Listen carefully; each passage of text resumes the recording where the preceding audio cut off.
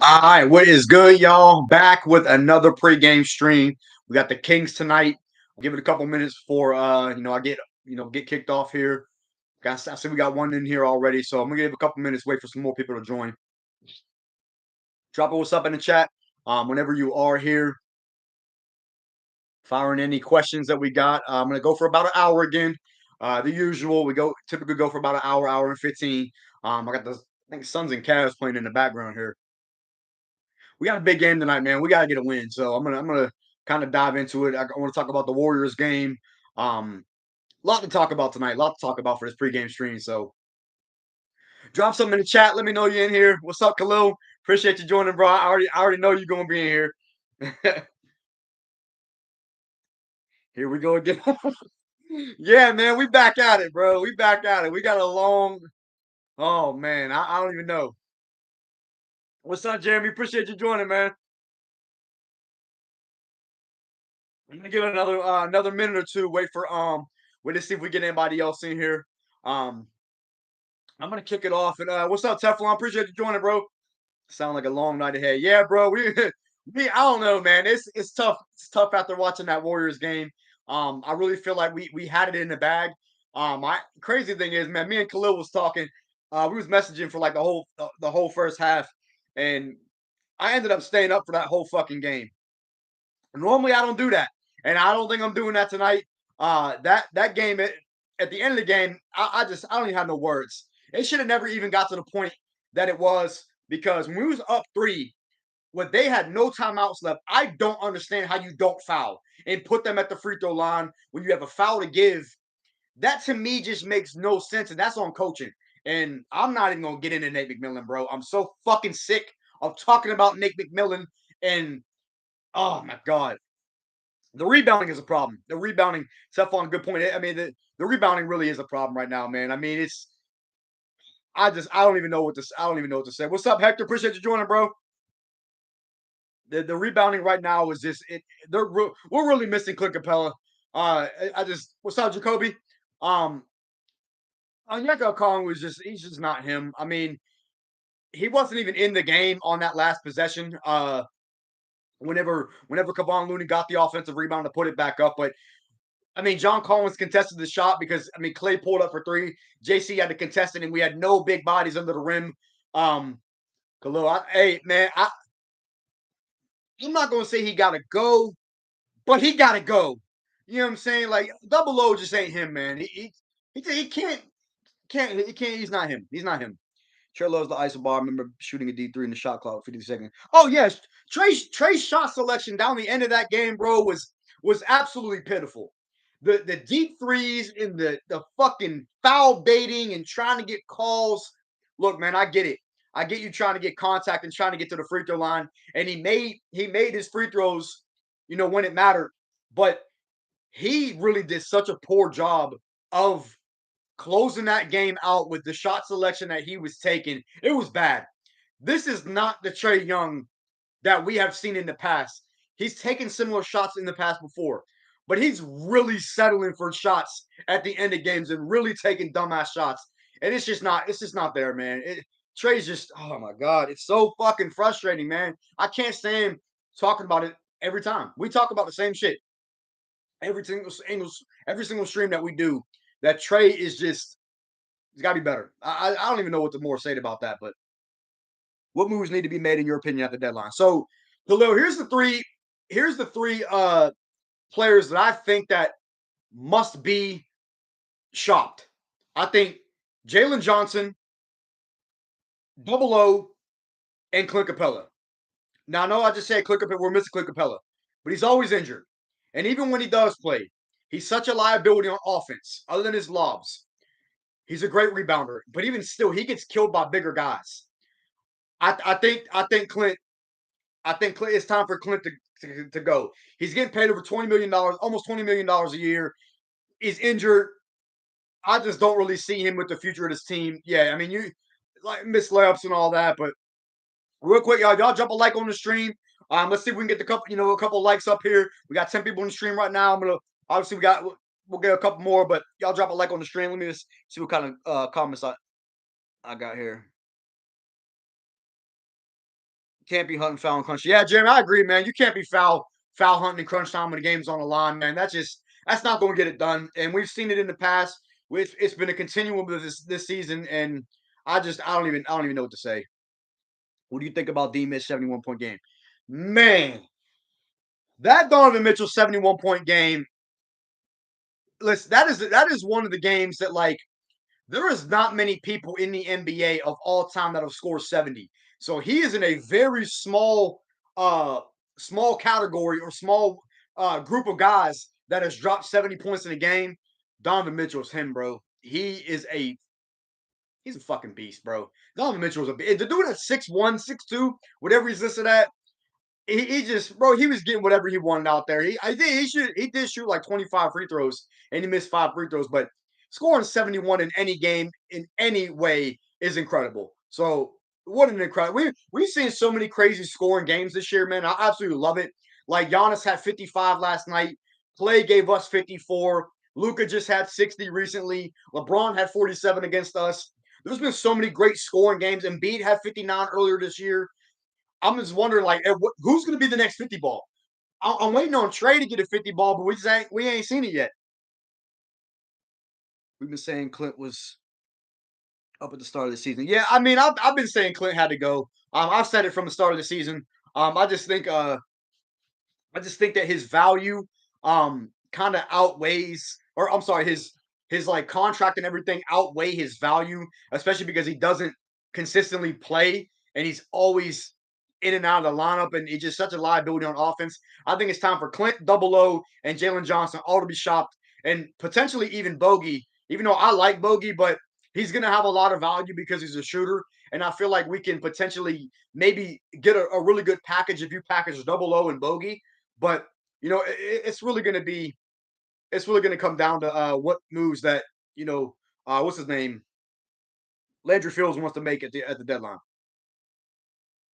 Starting to think DJ wasn't worth it. It's tough to say, man. I don't think DJ wasn't worth it, but I think that it's showing as of right now that we have somewhat lost the trade because we haven't improved. So when you look at it from that aspect, when you give up 3 first-round picks and you're still a playing team, yeah, I mean, I guess you could say it probably wasn't worth it, but it is what it is. We gotta see if they can mesh and get it together. And we gotta win some ball games, man. It's 3 games under 500 right now is just not good. He wasn't even in shape to start the season. You're a professional. Yeah, Clint has he's constantly he looked really bad to start the start of the season. He got better as the season went on, but the injuries are starting to catch up with him, and I think that's really is holding his team back. So I don't know. Why didn't Nate wait to put Dre in the okay, Teflon, I was wondering the same thing. So from what I saw, at the end of the regulation, it looked like he tweaked either his ankle or his calf, and from what I've seen on Twitter, people were saying that he had his like calf was cramping up. That's why he sat pretty much the entire overtime and didn't come back in until double overtime. But that was a big loss whenever Dre sat out the entire overtime with the defense that he plays, especially on Clay. I mean, he was doing a hell of a job on Clay. Even though Clay was making some tough shots, Dre was making those shots hard for Clay to take. So he did a hell of a job on. I mean, obviously Clay had 54, but he was getting tough shots. He was making tough shots whenever Dre was guarding. And you just have to credit to the offense. I mean, Dre was playing excellent defense on that.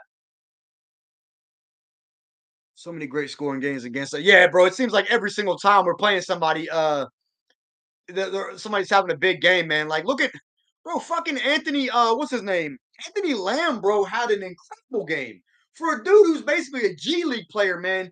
He had an incredible game. I don't understand it.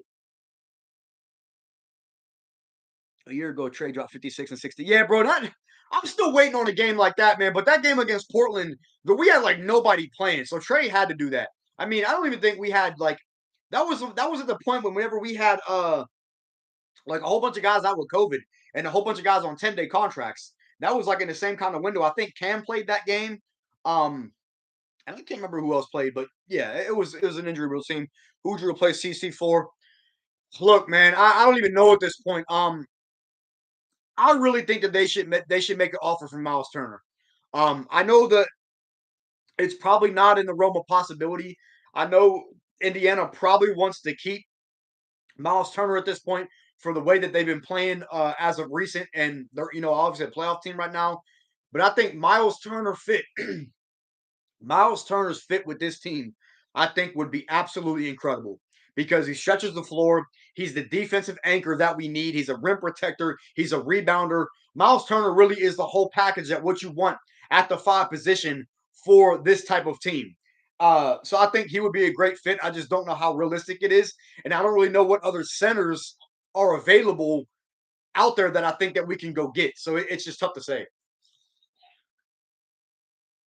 Um, Dejounte was worth it, but the team around him ain't good.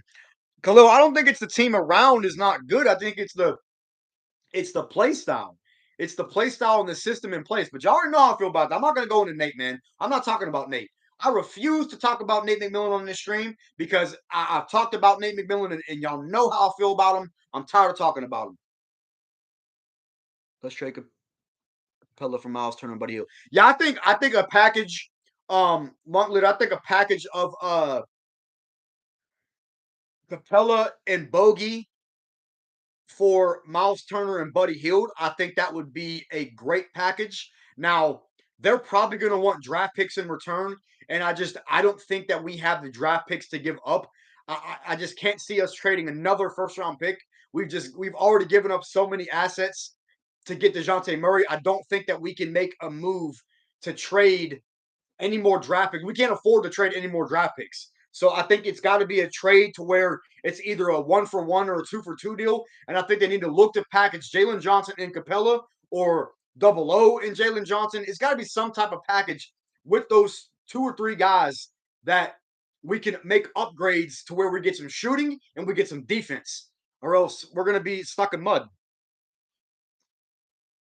Bucks Raptors game is 10-7 with 3 minutes left. Teflon, I was gonna put that game on, but I don't have cable in my room here. I only got it in my living room and my bedroom. I'm in my man cave, so I don't have cable in here else. I would have the game on behind me, but I got League Pass on behind me now. I'm probably gonna turn that game on after this stream because I wanna watch my guy Giannis because I love Giannis. Y'all know I love Giannis. Why was Justin Holiday guarding Clay? Well, Justin Holiday was guarding Clay because number one, Dre was like kind of not banged up, but like I think that he was kind of resting. I think he like not tweaked his hamstring, but I think he had a cramp or something in his leg. You can kind of see it at the end of regulation when he was kind of hobbling and everything. And I think Justin Holiday, unfortunately, is the other best perimeter defender besides Dre, even though he's so average and so mid at playing defense. He's man, he's so trash. I can't stand Justin Holiday, man. He really is so bad.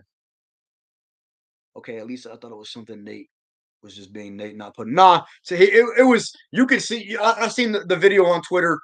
He definitely came up hobbled after that possession. Whenever Clay took that corner three, Drake definitely came down and kind of hobbled, and I think he had like a calf cramp or something because he's not on the injury report for tonight, so he is playing. I think it was just a calf cramp, and that's why he got back in double overtime.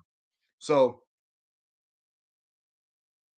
are we in a great situation in Atlanta? No, we're in a horrible situation because of the coaching. If we get a good coach, then I think we're in a good situation. But until then, I saw him elaborate on, man. Y'all already know how I feel about Nate. I've already said that.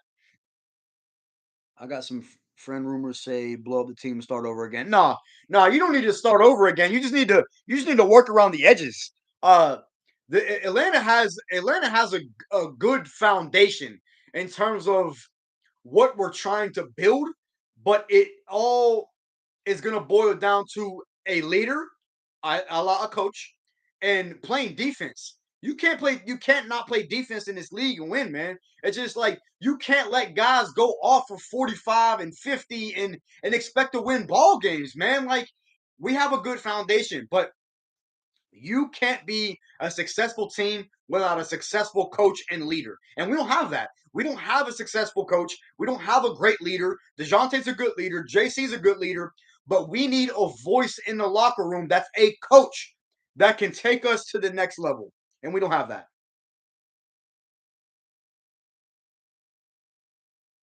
Hawks last season was all shooters but trash defense. Yeah, and that's why we were a first round exit team. We had the shooters last year, but we played no defense. We were one of the worst defensive teams last year, and we improved a little bit this year, but you can't be a bad defensive team and win a championship. You can't. When you look at the teams last year, the Celtics were the number one defense in the league. That's why they went to the finals. The Heat were a top five defense in the league. That's why they went to the Eastern Conference Finals. You have to be a defensive team, or we will never be able to make a run. And you have to surround Trey with defensive players. That's why I hated when we got rid of Cam over Kevin Herter, because Kevin Herter, yes, he can shoot, but he does nothing else. He's a catch and shoot guy. He can create his own shot a little bit, but he's not a defensive player. And I think that's where they fucked up and they traded Cam. And I personally thought that it should have been Cam and Dre as the two wings to back up Trey, with JC and Capella obviously as the 4 and the 5. But obviously that didn't work out. The season trash at shooting and much and better on defense. To an extent. I mean, we're still trash at defense because we let shooters nonstop. What's Khalil? I missed your comment. Actually, you're right. Team was good, but yeah, I mean, the team as currently constructed is not a bad team. It's the fact that we can't close out games, and the fact that we don't have a fucking coach that can run a team properly. Because if you look at y'all, got to look at the post I seen on Twitter. Whenever Nate McMillan was with the Pacers, they had the same exact issues that Atlanta is having now. They had unsatisfied players. They played iso ball. They had no offensive scheme, and they had a bad defensive strategy. That is what we're seeing with this Hawks team, and that is the product of Nate McMillan. And it's just there's no other way around it. We need a new coach, and until we get a coach that can run this team, we're not going to be shit, and we will be dog shit the rest of the year, and we'll be a playing team until we can get a coach. That's that. That's as simple as I can put it. I think I missed a couple comments here. Y'all firing them in, so forgive me. I gotta get caught up. So I'm trying to go every comment, man, and elaborate on every comment. So y'all bear with me. Khalil said free us. Yeah, free us as fans because we poop. We talk so right now. I don't like the bad publicity, organization. Yeah, it's just because of all the bullshit going on, but it's just I think the way to cure that, man, is winning games. You can't. You're obviously going to be negative. There's going to be negative connotations and negative publicity when you're not winning ball games. Winning cures everything. So if you win games, all that shit goes out the window. The losses keep adding up. Might as well tank for Webby. Is he overhyped? Nah. Yeah, bro. Webanyana is going to be a generational talent, man. I just don't know how realistic it is. I was thinking about that the other day. That like, what happens if we're in the lottery and we somehow get win the lottery and get the first overall pick and we get Wembanyama? Man, that would be insane. It would instantly change our franchise, and I would love it. I would absolutely love it. He's the real deal, and he's going to be a superstar, in my opinion. With a loss tonight, force a coaching change. Hector, that's a good question. I think if you lose tonight, you have to look at a coaching change because we've lost what? Is it 4 in a row now? We're on a 4-game losing streak. It's either 3 or 4, and then it extends to 4 or 5. You have to look at a coaching change if they lose tonight because it's only going to get harder, man. We're still on this West Coast road trip.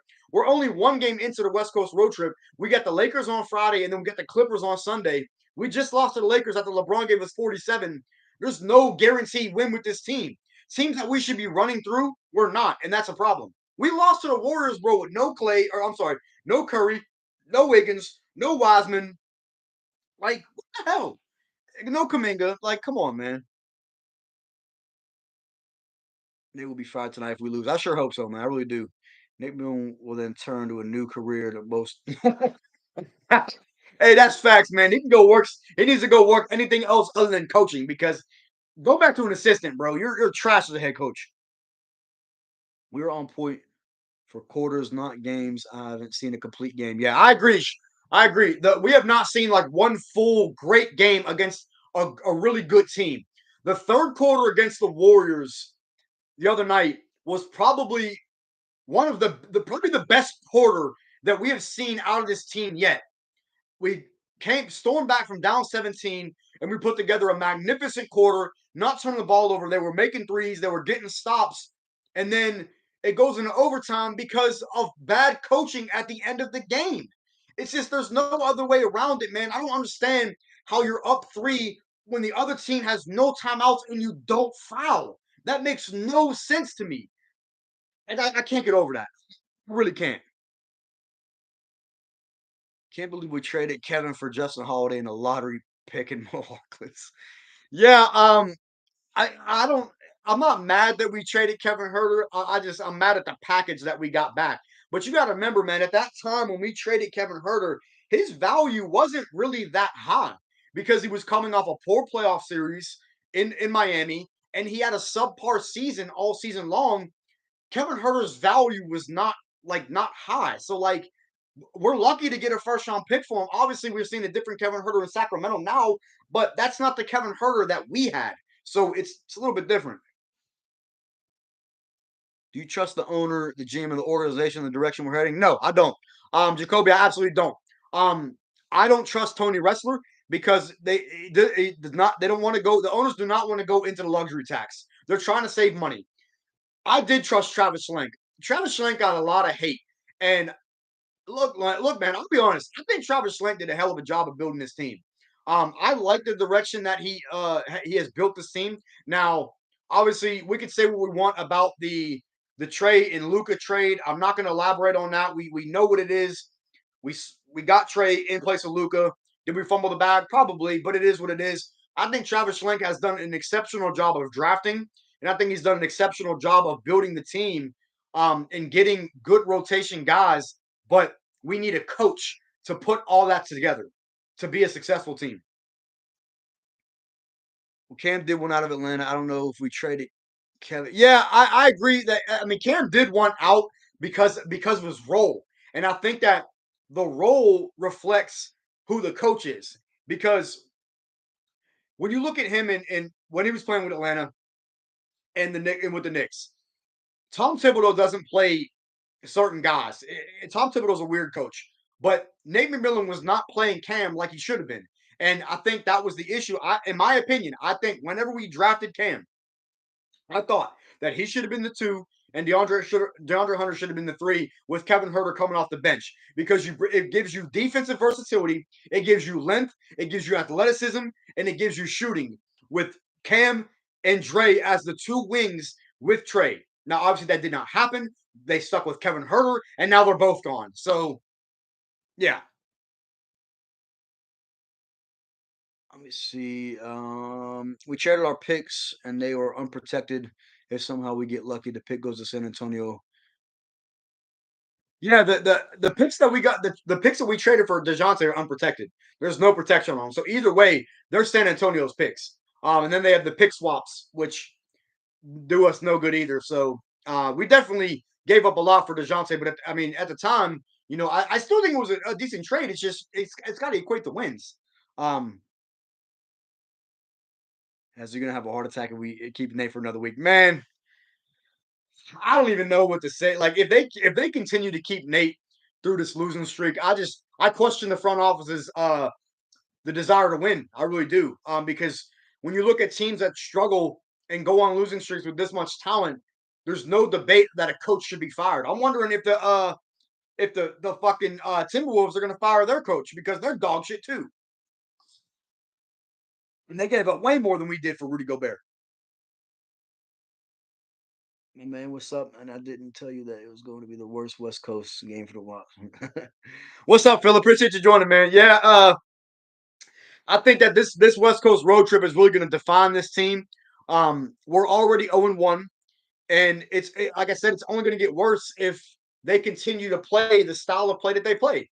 And it's just that simple, man. There's really no other way to put it. Like you can't continuously go out there and play hero ball, play isolation basketball, not play defense, and expect to win games. Especially on a West Coast road trip when there's not a team in the NBA that is a pushover. There's bad teams, yes. But this is the NBA, man, and any team can win on any given night. We just saw OKC put up 150 last night against Boston with no Shea. So no Shea Gilgis, and they put up 150 against the Celtics last night, who were one of the best teams in the league. There's no pushover team in the NBA, man. It's just like any team can beat any team, and I think that that's the problem is that our roster is constructed to be good, not great. It's I don't know. Y'all tell me how you feel. Got to be coaching, but who can we get? There's really no point, no telling at this point, man. I think they got to fire Nate and give Joe Prunty a shot. I like Joe Prunty as an assistant coach. I think he could be a good replacement for the time being until they can address him in the offseason. I remember he was so inconsistent here. He'd have a good game, then like three bad games and one good game. Teflon, who you talking about with that? Are you talking about Cam? Whenever we had Cam, or who you talking about with that? Um, Yeah, we know Cam wanted to start, but I still think he should have been here. Yeah, he was starting TLC over Reddish. See, that's what I'm saying, Jeremy. Good, that is a good point. You're starting TLC over Cam. Like that doesn't make any sense to me. Like I don't like Lowell Capital's not even in the fucking NBA anymore. Like he's already out the league. Like what does that tell you? I don't understand how you start Cam. Like he legitimately, there was literally legitimately games that Cam wasn't playing at all, but TLC was. I don't understand that mentality. I really don't. Get another coach so we can keep John Collins and put him in a pick and roll. I agree, Marcus. I agree, man. I think John Collins. I love JC, man. I really do. I will be so hurt if he gets traded, but I feel like he deserves better. We've seen the last couple games he's been utilized a little bit more, which is great to see. I do still wish that he would kind of stop shooting the three ball as much and get into the post and everything like we see him do, because I feel like he can dominate in the post from that mid range pull up that he gets to. But he stays out on the 3 point line, and again, that's a system. That is a system thing. I think some people acting like we can compete for a championship. I still think we're building up. No, we're not competing for a championship at this point. Not this year. Unless something drastic changes, we're not going to compete for a championship this year. Unless we have a coaching change and we go on the like a run that we did 2 years ago, or like Boston did last year. We're not gonna go on a run like that again. I don't think, at least not with the way the team's been playing. OKC is going to be deadly in the future. Yeah, man, they're gonna OKC's got a really bright future. They got so much draft capital. They got young talent. Um, Shea. I think Shea is an absolute beast, man. I love Shea. I love Shea's game. I love his attitude. He's clutch. He's been big all season. I think Shea is a young up and coming star, and I think right now you could argue Shea is better than Trey. And y'all can say what you want about that, but that's just how I feel. And y'all know I love Trey, but I think Shea right now is playing better basketball than Trey, and Shea doesn't play hero ball. Just that simple. I got other rumors saying Trey is Kyler Murray of the NBA. I mean, I can see why people would say that. Not a lot of people like Trey, and it's just uh it's a shame, but like we still gotta we regardless, man, we gotta ride with him, man. He's still our guy. But here's the thing, man, and I think I said this in my last stream. You can still be critical of somebody and still support them. Like we can still be critical of Trey and but still support him. You know what I'm saying? Like I still ride with Trey. I still rock with him. He's still my guy. But like he pisses me off. He pisses me off with the dumb shit that he does at the end of games. And until we get a system in place and a coach that disciplines and puts pressure on guys, like there's no there's no discipline with this team. This team is so undisciplined, and that's where it is a problem. Because Nate's not a disciplined coach. He lets fucking Trey and DeJounte do whatever they want. And that's a problem. I think that when Travis was removed from his position. Oh, Teflon, you said Kevin. Okay, so he was talking about Herder. Yeah, Kevin Herder was always inconsistent with us, and that's why I said his value wasn't that high whenever we traded him, because he wasn't the Kevin Herter that we're seeing in Sacramento. I think when Travis was removed from his position, everything just went. Yeah, I agree, man. I think once Travis stepped down, it kind of derailed the organization. Not derailed us, but it's been a lot of bad publicity, a lot of negative energy. And at some point, you just got to get a new voice, man. You got to get a new voice over this team. I really feel like Nate has lost control of this team. He's lost them in terms of wanting to play for him. I don't think guys want to play for Nate. And I think that's why you see a lack of energy. You see a lack of effort because guys are just, they're not responding to Nate McMillan. And I think at some point, it has to be pointed out. Landry Fields has to do something about that. We can't continue to keep this coach and win ball games. It's not going to happen. I feel like a fucking broken record every time I talk about Nate McMillan because he pisses me off so much. I hate Nate McMillan. He's a horrible coach. That's why he gets fired from every position he's ever in. Tank. Yeah, we ain't gonna tank, man. We just got too much talent to tank. They gave up too many assets to tank for to do anything with tanking. You gave up too much. Let us get email. Yeah, man. It would be great. It would be great, but I don't know. We just gotta wait and see how the coaching thing plays out, man. I'm not giving up on my Hawks. Yeah, I'm not giving up either, man. Don't get it twisted. Like I'm not giving up on us either. But like I'm also not going to be optimistic and say that, oh yeah, we're going to get it together, guys. Like, well, we're going to turn it around. I'm not going to be that guy anymore, man. It's just like because we're bad. We are a bad team right now, and it has to be pointed out. Like there's no other way to put it that we are simply playing bad basketball. There's everyone plays for himself. There's no team. There's no system. That is all bad, but bad basketball, man. What are you doing? Oh, let me see. It's crazy how many people don't like Trey. I'm shocked when people say sometimes, yeah, Khalil. I think a lot of people from Atlanta have turned on Trey. It's a shame to see, man. It really is. But it is what it is, man. He'll win their trust back. He'll get it together. I'm confident that Trey will clean it up. But someone's got to light a fire under him and say, like, Trey, you got to stop this bullshit. Because at the end of the day, we know who Trey is, but someone's got to light a fire under him, man, and call him out. Like, Trey, we get it. You're the man. You're our leader. But you can't just do whatever you want at the end of the game. Like or do whatever you want whenever you want. Like it doesn't work like that, man. It just we have to play team basketball, and we don't do that. Like everyone gets so caught up in Trey's assist numbers that he averages 9 assists a game.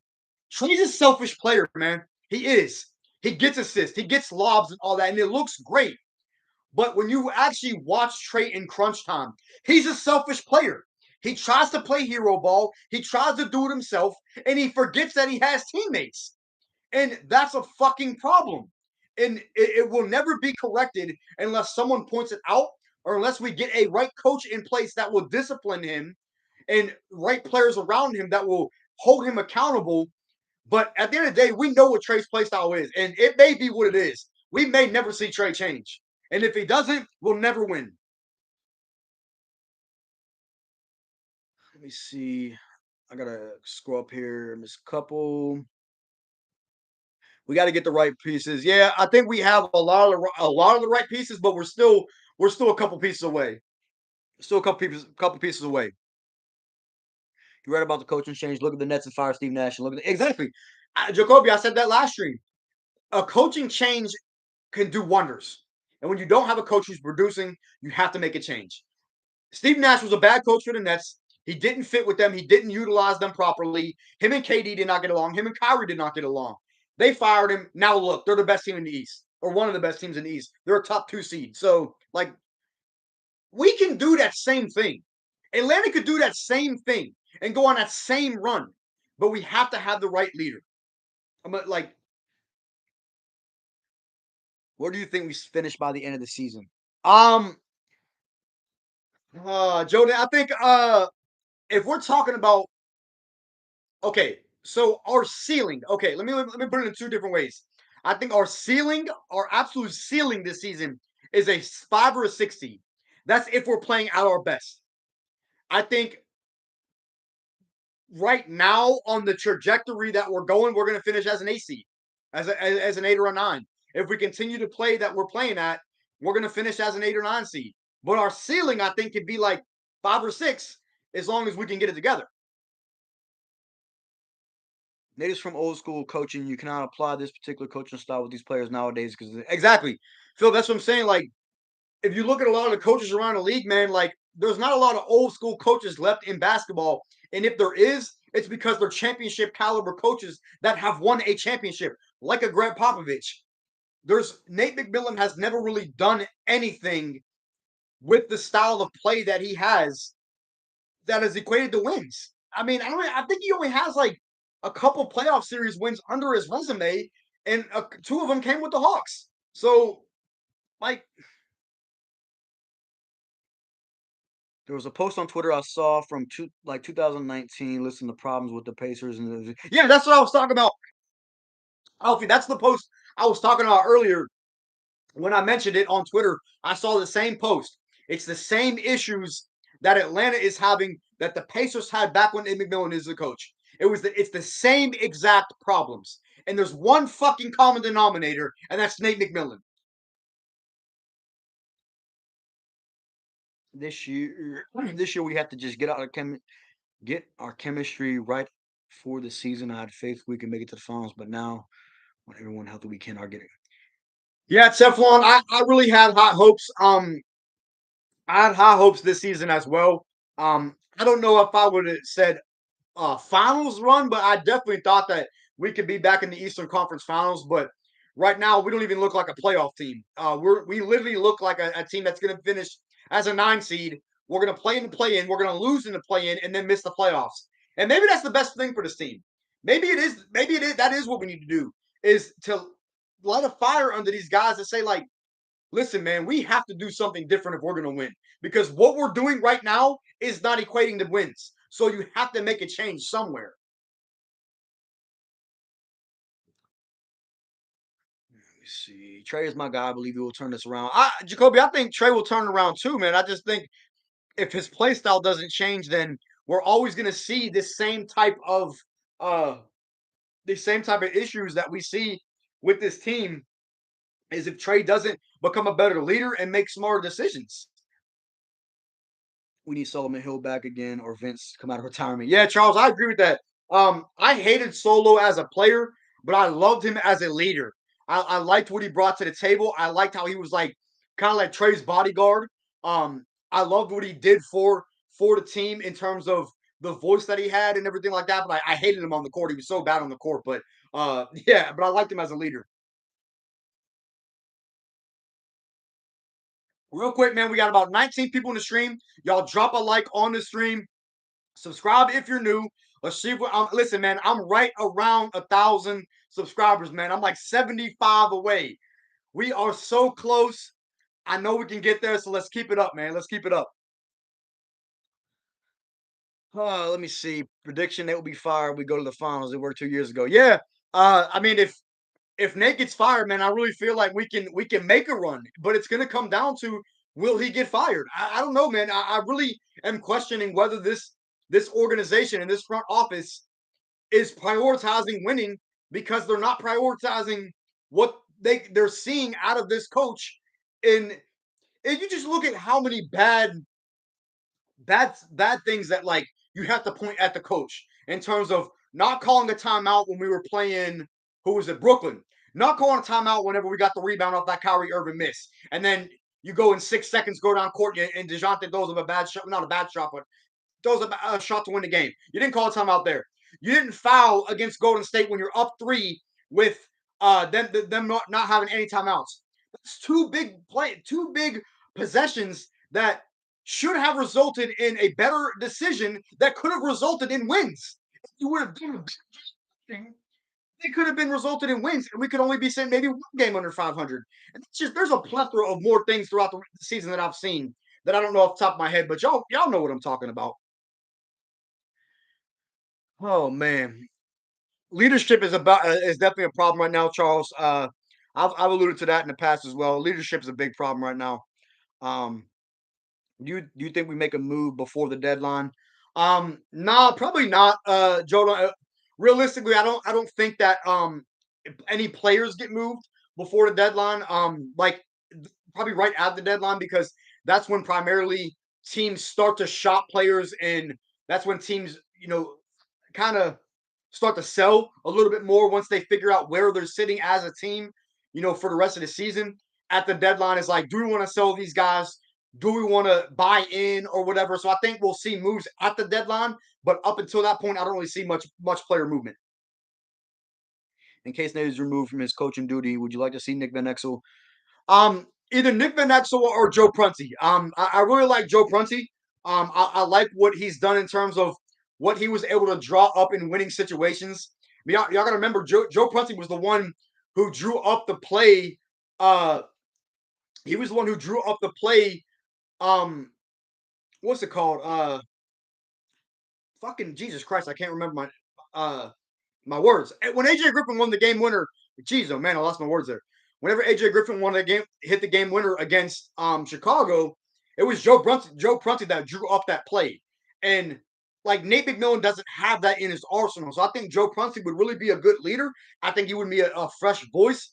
And I think him or Nick Van Exel, I would be satisfied with as the interim head coach going forward for the rest of this season. And then you address it in the offseason in terms of we look and see who's available. And then if Joe Prunty does an awesome job, maybe you give him another year, but you don't extend him to a long-term deal like we did with Nate, because now that puts us in the situation that we're in now, potentially looking for another head coach. Oh man, ISO Trey. Yeah, Eddie Trey's been ISOing man since he's got drafted, and that's a big problem. I think Nate is the reason Trey is playing the way he is. Yeah, Drew, I said that before. I think that I agree that I think that Nate is primarily the reason why we're seeing Trey have the year that he's having, because we know Trey's capable of playing better, but he just hasn't. I mean, but I think that part of that is because of Nate. I used to laugh every time Solo was on the floor. Yeah, Solo was bad, man. He kind of reminds me of Justin Holiday. He shot every time it was open and he always misses. It almost seems like Trey has regressed. Yeah, Trey. I mean, I wouldn't say he's regressed, but he's just not. Well, maybe. I mean, he hasn't. He did not play like he has not played like he played all of last year. In that All NBA year that he had last year, which is very disappointing. But I think eventually he'll turn it around. But you win. They trust Nate a little bit more. That's why they didn't fire him yet. Yeah, which I don't understand, Jacoby. I don't understand what you trust about this guy. Like, what the hell is there to trust? I don't understand that. If we lose tonight, please fire Nate. If we don't fire him after this game, honestly, I don't know what else they need to find. Well, yeah, I agree, Teflon. If they lose tonight, they don't fire him. It's like I don't think he's getting fired. I don't understand at what point you need to see at what point you need to make a change. Like, what's the trigger that sets it off? I don't understand that. Trey and DeJounte are future backcourt. Yeah, Jacoby, I think so. As long as DJ wants to sign an extension, as long as we're not fucking dog shit the rest of the season, and then we can make a playoff run, I think it will be. But if we don't, I don't know if DeJounte will stick around. Nate will always be a mediocre coach, nothing more than nothing less. Yeah, I agree with that, 100%, Drew. He'll never be a great coach. He'll always just be like, meh, he's a eh. The market is crazy right now after that Rudy trade. There's nothing. Yeah, I agree, Teflon. The trade market right now in terms of star players, but other guys are going to demand probably at least a first round pickup for a lot of teams. Like if a team is selling or a team is in the rebuilding stage and they're selling their players, and they're just trying to get draft picks. Players are going to want draft. Teams are going to want draft capital, and I can't see Atlanta giving up any more draft capital. So it's gonna put us in a bind. And we're already in a bind. So I just don't know how much wiggle room you have with this roster. Our starters is good. I think we need to improve our bench. Yeah, Jacoby, I think the starters is okay once Clint gets back, but I still think they need to look to shop Clint, Double O, and Jalen. I think Double O probably has the most value on the roster outside of obviously Trey and Dre and DeJounte. But I think Double O, because of his youth and his athleticism and everything, I think Double O's value is probably the highest on the team outside, in terms of available players, which I think they need to look at maybe packaging. I think if we could get Nash as a coach, Trey would love that. I don't like Steve Nash as a coach, man. And Steve Nash doesn't like Trey. He's actually came out in the past and says he does not like Trey's play style. That way he foul baits and everything like that. And I don't think that would be a good fit. I don't think Steve Nash would be a good fit. He was horrible with Brooklyn. I just don't see that as a good fit. I think that Van Exel could probably get a lot out of Trey given the opportunity. Yeah, I think Nick Van Exel could do a good job with him.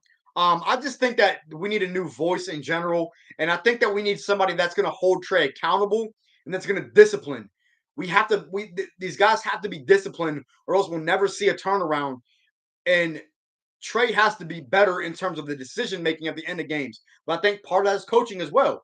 I I think we have a different coach in place. You don't see a lot of that ISO ball in the end of games.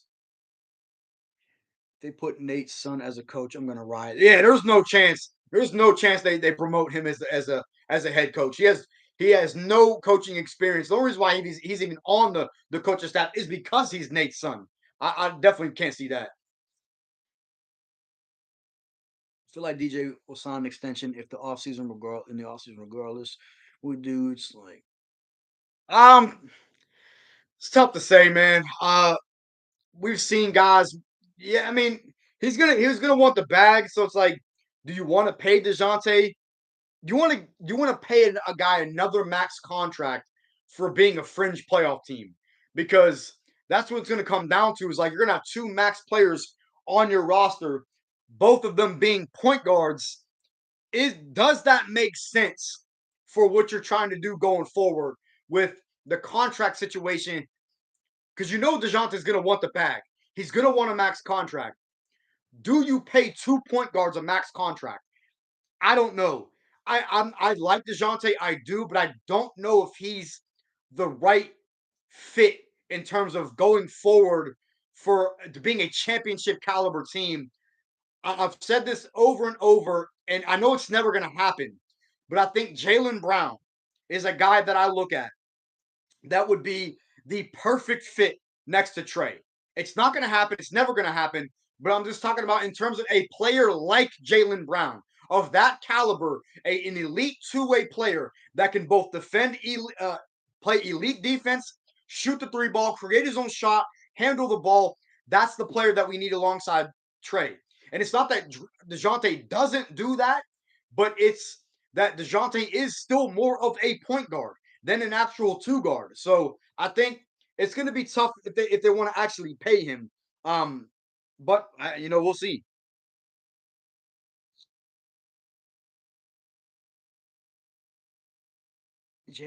Johnson looks horrified when he's out there. I wish Sharif Cooper had it. Sharif Cooper had a couple chances, man, but he looked really bad in preseason.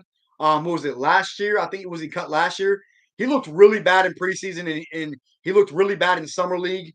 And I think that was kind of the last straw for Sharif Cooper. And I don't even think he's on a team right now. I just think Sharif Cooper was one of those guys that played well in the G League and played well in college, but was never an NBA player. But Jalen Johnson does look scared. I agree with that. I'm hot as shit, y'all. I gotta take this jacket off. I agree that Jalen Johnson does look scared, and I think that's part his confidence is low, and I think that if his confidence is there, then Jalen Johnson could be solid. But he hasn't really showed me nothing to show me that he could be a really good rotation player in the league. I would love to have Buddy Hield on a squad, someone who could spread the floor and shoot as it. Yeah, Philip, I like Buddy Hield too. Um, I really like Buddy Hield as a shooter. But he's getting paid a lot of money over the next 2 years, so I just don't know if you can invest in that. Depending on what you give up.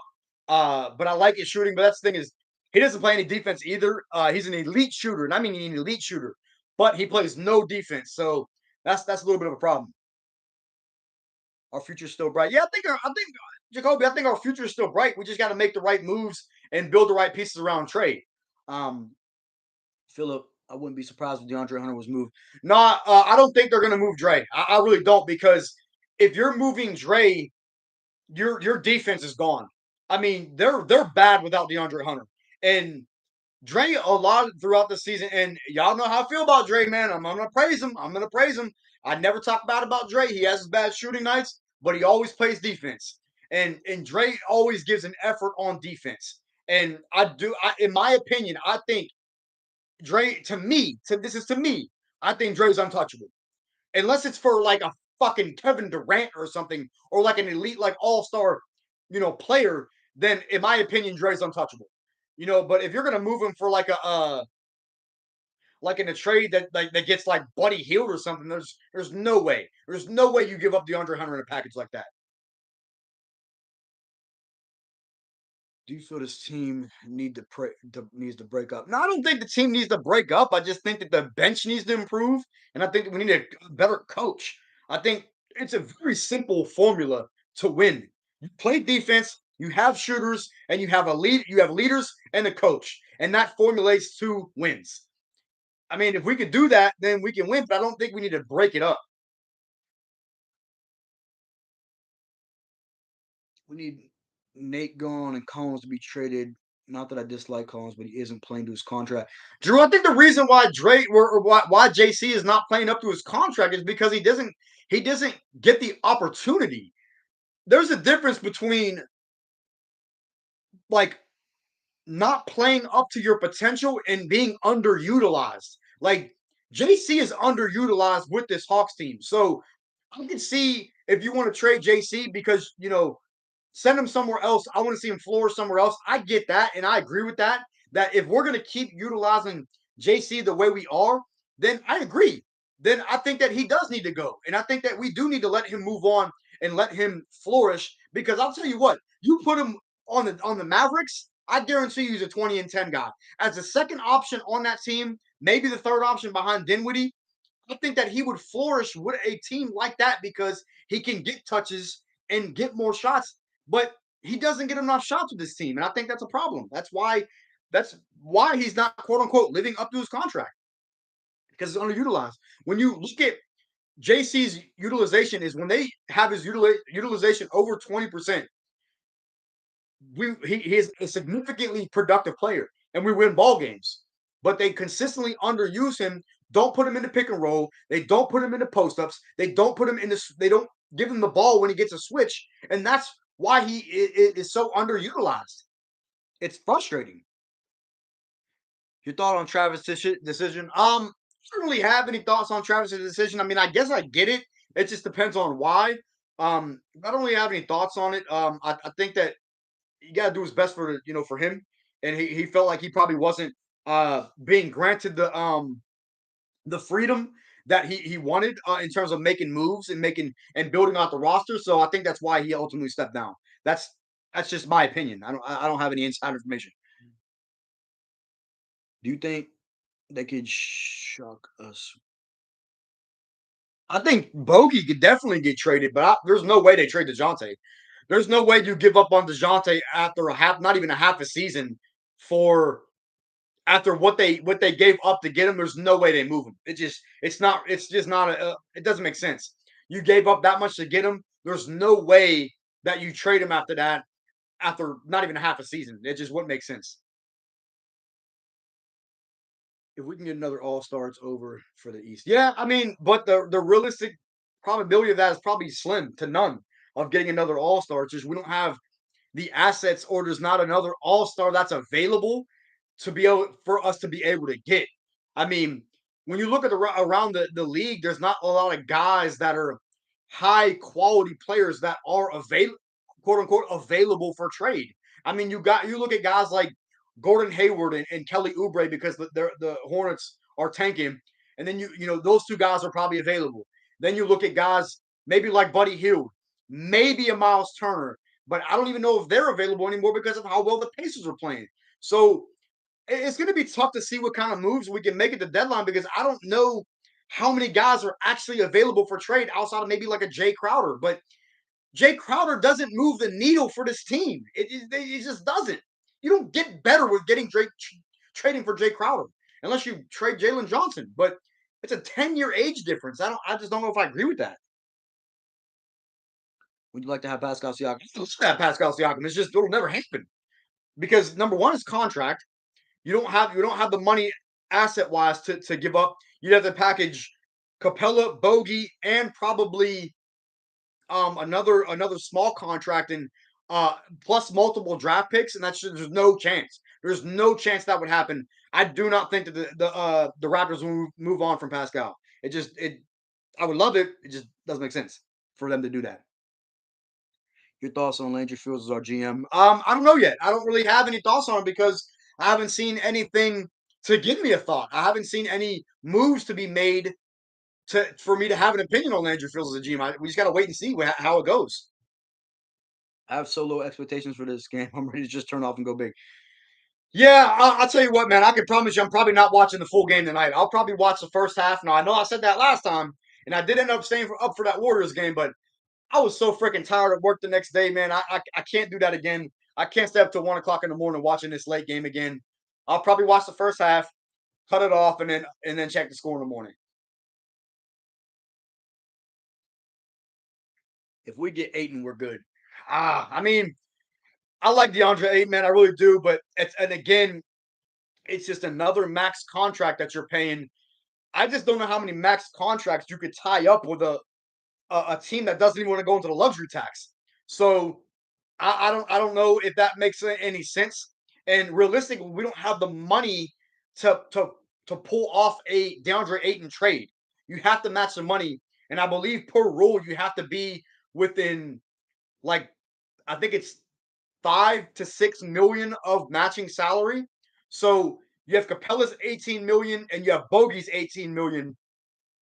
That's probably the two pieces it would take to get DeAndre Ayton plus draft picks. And I can't see it happening.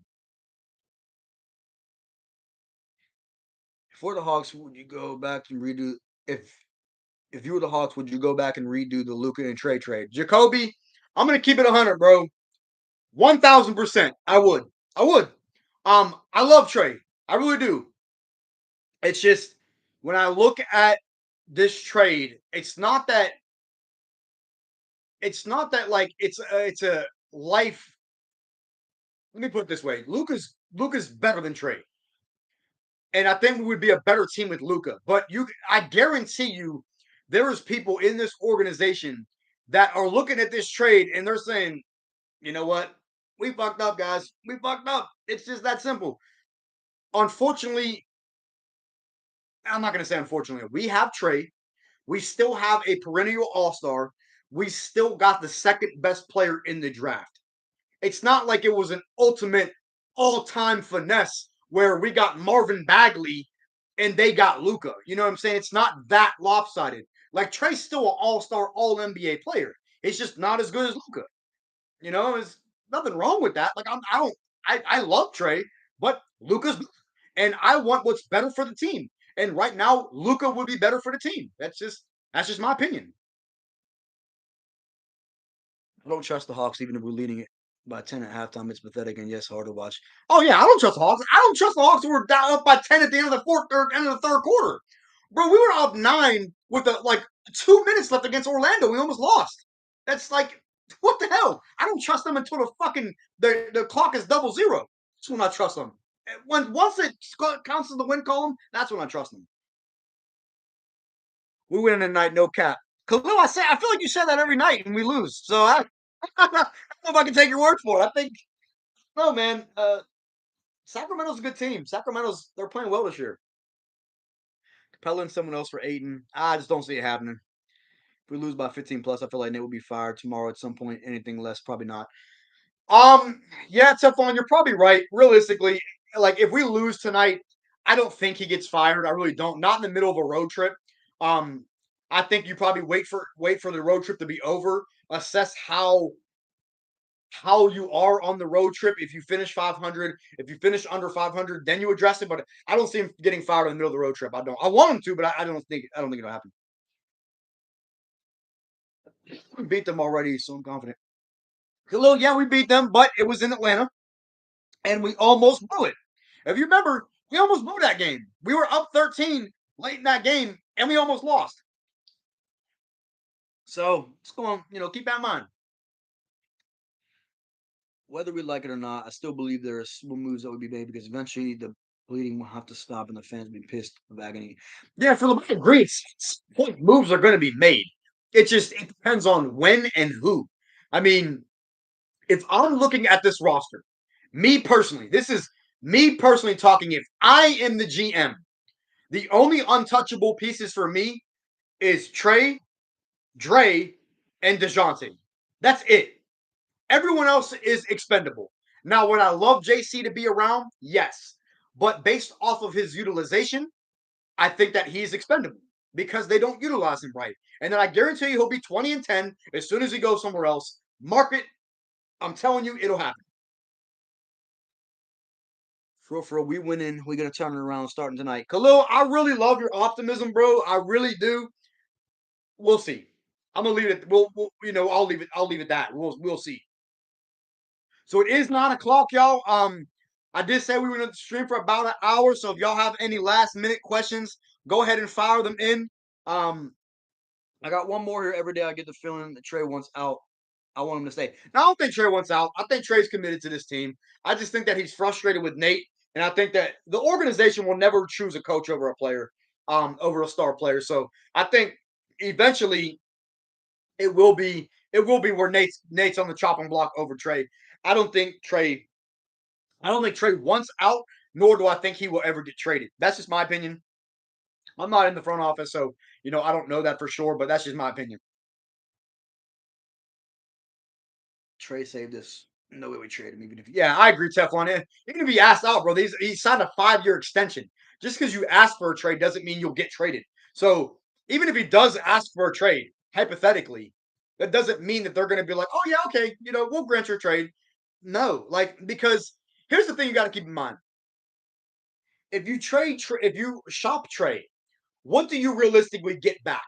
There's not a lot of teams out there that would have a comparable package to put together that would satisfy the Hawks.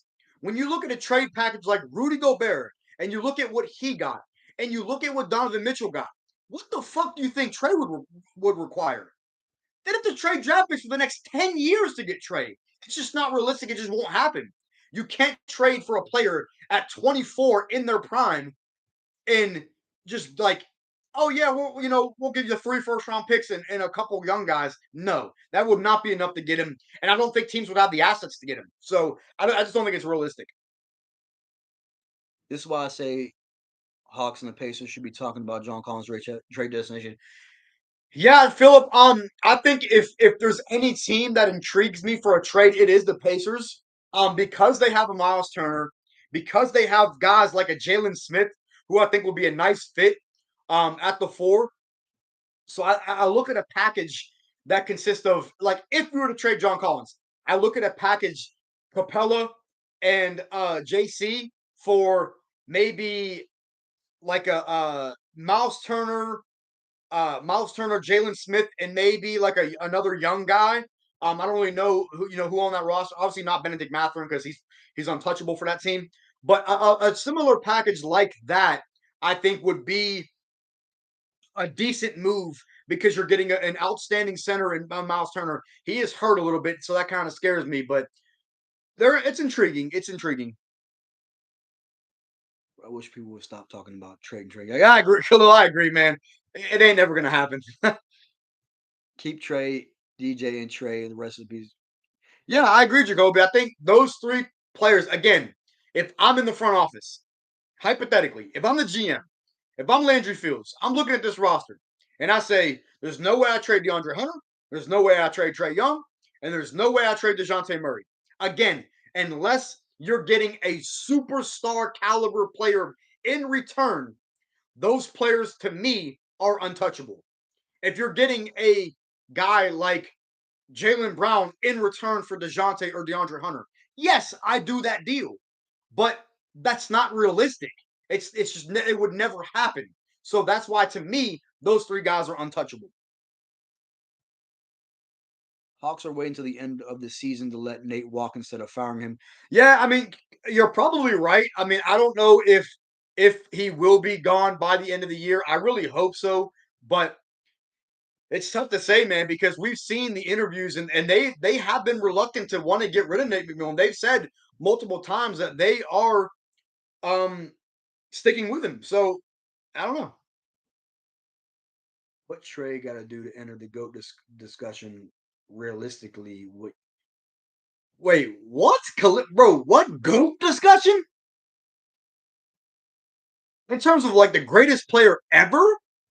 Nothing. There's nothing he can do because he'll never be in that conversation. He'll never be in the top 10 all time player conversation. It just won't happen. If already through year 4 or 5, we've seen what we've seen out of Trey. He's one-time All NBA. He's never been an MVP conversation realistically. Trey will never be a in GOAT conversation. He'll be maybe in like top 10 point guard of all time conversation, depending on what he does in the future. If he wins an MVP, if he wins a championship, yeah. But in terms of GOAT discussion, fuck no, he'll never see that. And I love Trey. GOAT discussion. You're out your mind. You're out your mind, bro. Trey and Buddy Hield are like the best of friends because I saw on YouTube clip of them talking. Yeah, they both went to Oklahoma, so they are good friends. I think they both go back to Oklahoma and do visits there. So you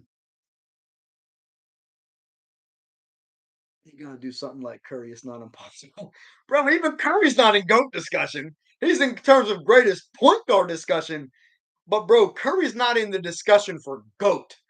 GOAT's a small list, in my opinion. When I look at GOAT, I think of three players: Michael Jordan, LeBron James, and Kobe Bryant. That's the only three players that I'm mentioning in the GOAT discussion. I think Curry's a top 5 player of all time, but he's not a GOAT. He's not in GOAT discussion. That's just my opinion. I mean, you could disagree. Trey should have been in MVP conversation last year. That's tough to say, man, because they only won 43 games. So, like, when you're a 9 seed, you can't really be in MVP discussion. It's just you gotta be at least a top 6 team to be in an MVP discussion. And we were a 9 seed. Realistically, bro, if the play-in didn't exist, if this was old school basketball like it used to be, if the play-in didn't exist, we don't make the playoffs. So you can't have a player that doesn't make the playoffs in MVP discussion. So I don't agree with that. I don't think Trey deserved to be in MVP discussion last year. He was All NBA, and I think he should have been All NBA second team as opposed to third team. But I don't think MVP discussion. Top 5 player is GOAT discussion. I disagree, Khalil. I think top 5 player is not GOAT discussion. I think top 3 players GOAT discussion. But that's my opinion. Trey get 5 or 6 rings in. He ain't getting 5 or 6 rings, bro. I'm sorry to tell you. This franchise will never win 5 or 6 rings. I'm sorry. It's just it'll never happen. I would love it to, man. I really would, but it'll never happen. It's just, dude. I've watched the Hawks for over 20 years, and we've never put a competent team together to be a championship team in the 20 years that I've been watching basketball. So it'll never happen. Maybe someday we'll win a championship, but in terms of winning 5 or 6 rings, there's no chance. I mean, yes, but most valuable players, not most. I agree, Teflon, but at the same time, when you look at MVP players in terms of who's in MVP and all that, there's not one player that's an MVP discussion where their team is not a top tier team or a top 5 seeded team in the respective conference. No player has ever been in MVP discussion not making the playoffs or as a 9 seed. It just doesn't happen.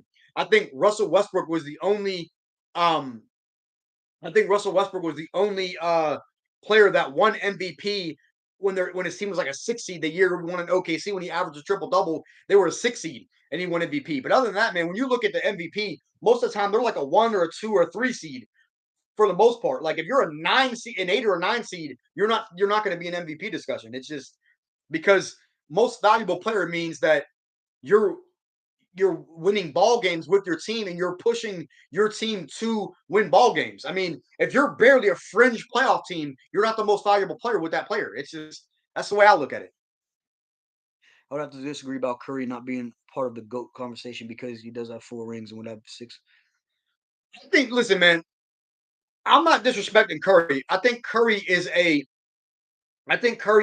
to me, Curry's the greatest point guard of all time. That's my opinion. But we're talking about GOAT, the greatest to ever play. And I don't think Curry is in that conversation because I don't think he will ever eclipse LeBron, and I don't think he will ever eclipse Michael Jordan. He has 4 rings. 2 of them came with KD. He realistically should have 2 Finals MVPs, but he blew the biggest Finals lead in NBA history. I mean, that's not, to me, that's not GOAT material. That's just my opinion. Y'all could disagree. That's fine. I have no problem with y'all disagreeing. Curry to me just will never be in GOAT discussion. I, again, that's my opinion.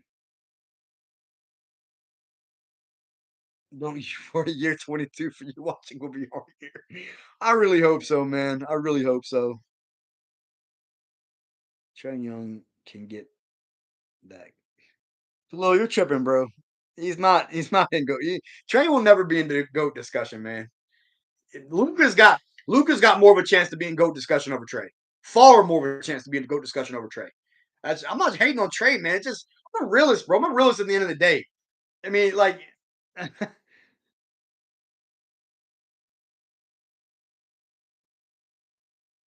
see. I don't know about these 5 or 6. Yeah, I don't. 5 or 6 rings is crazy talk when we can't even get one. I get what you're saying. It makes sense, but I feel like at least a little. Yeah, I mean, I get what you're saying. I mean, I'm not mad at. I mean, I'm not mad at the discussion. You know, what I'm saying I get it. I get where you're coming from. That's just, in my opinion, I disagree. It's just media does always hype up MVP. They definitely do. If Curry get a ring or two more, he would definitely be. Yeah, I agree. If he gets 1 or 2 more rings, then yes, he'll be in GOAT discussion. But in my opinion, he'll never eclipse Michael Jordan. That's just that's how I feel. That is where I stand on the GOAT debate. I think if Curry somehow wins another one and gets Finals MVP with another 1 or 2 rings, then yeah, he'll be in discussion. He'll probably move into top 3, but he'll never pass Jordan, or I don't think he'll ever pass LeBron. That's just that's just my opinion. I agree. Curry is GOAT point guard, but not all time GOAT. Yeah, Teflon. I agree. I think he surpassed Magic, but I just don't think he'll ever surpass Jordan as the all time GOAT. Curry ain't passing Jordan. Yeah, facts. As long as Trey gets rings, he could be in there. Rings, multiple. To be in any top 10 discussion, you need probably at minimum 2 to 3 rings. At minimum.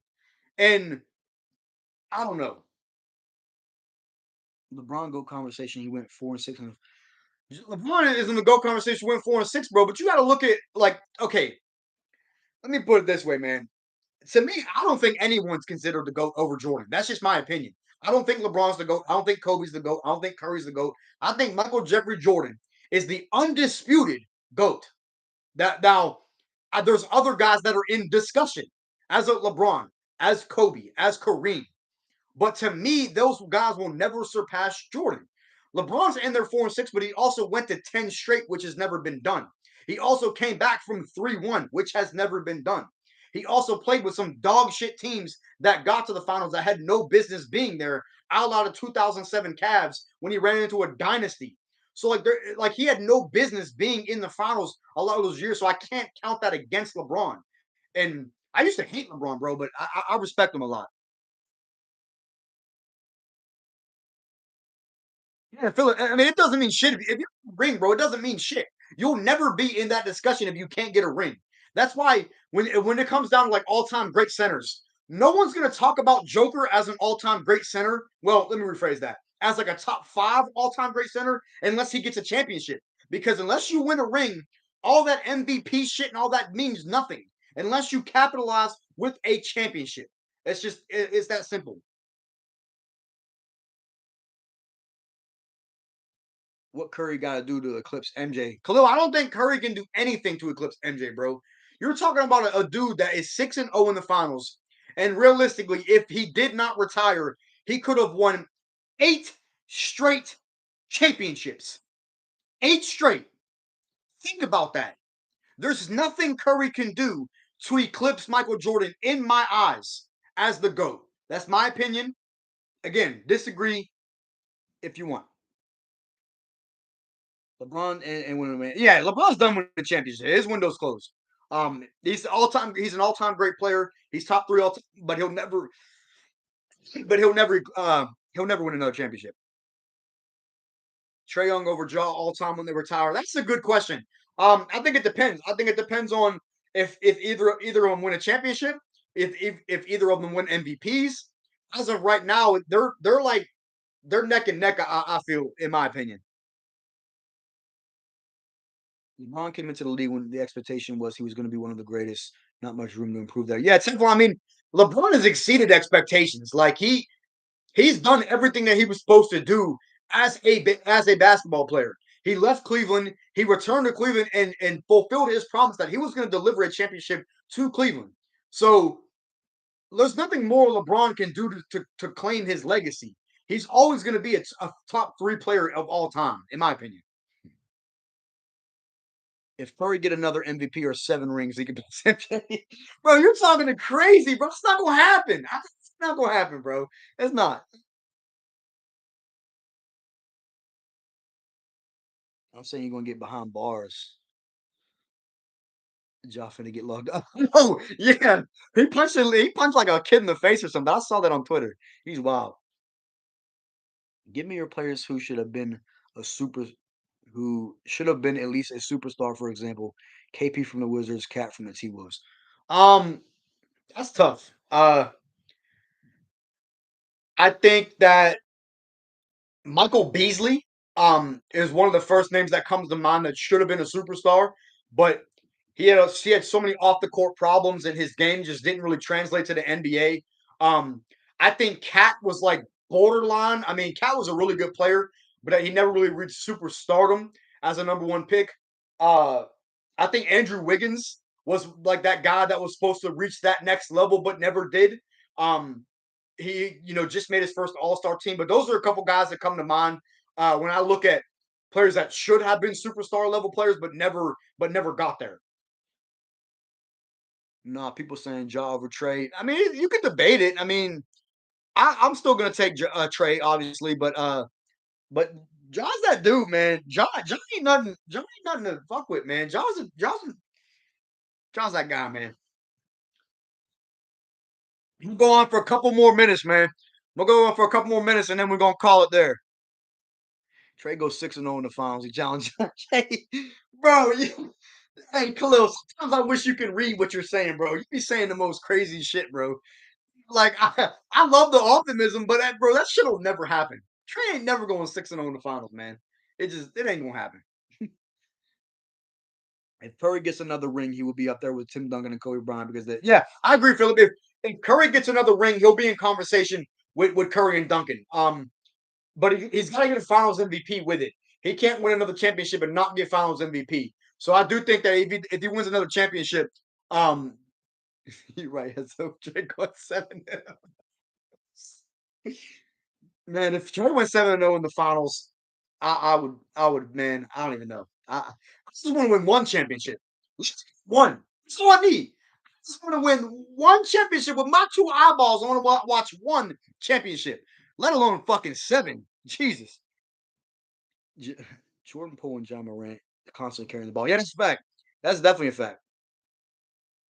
I'm gonna take Trey over anybody except Curry. Ooh, I don't know about that.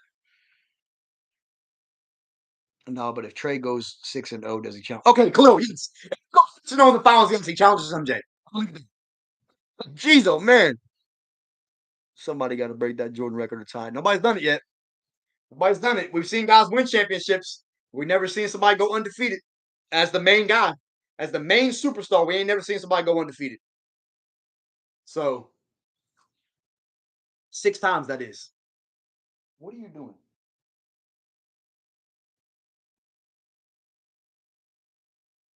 Who will beat the 73-9 Golden State Warriors record? I don't think that gets broken. 73 wins is a lot, man. I don't think that's the league is too deep now. The league is way too deep nowadays for any team to win 73 games. I mean, you got teams like the Magic and shit that could beat a team on any given night, man. There's no way any team challenges 73 wins again. I just don't see it happening. We'll leave it there, man. Listen, it's like 9:20. Trey's underrated throughout the league. I don't think he's underrated, but next 7 years is Trey Young's. I hope so, man. I really do. Well, listen, man, I'm gonna call it there. Another great stream. I appreciate everybody who tuned in. Again, drop a like on the stream if you have not already. I'm gonna try and get another video out before the end of this week, but I've been kind of crazy busy with my work and shit and all that. So, um, you read my content? No, no, man. I'm just, I don't want to stream too much longer. It's already 9:20. I want to watch some hoops and get ready for the Hawks game coming on. I still gotta eat, eating everything. I haven't even eaten dinner yet, man. So I do got a little bit, to do for the rest of the night. So I appreciate all y'all joining in.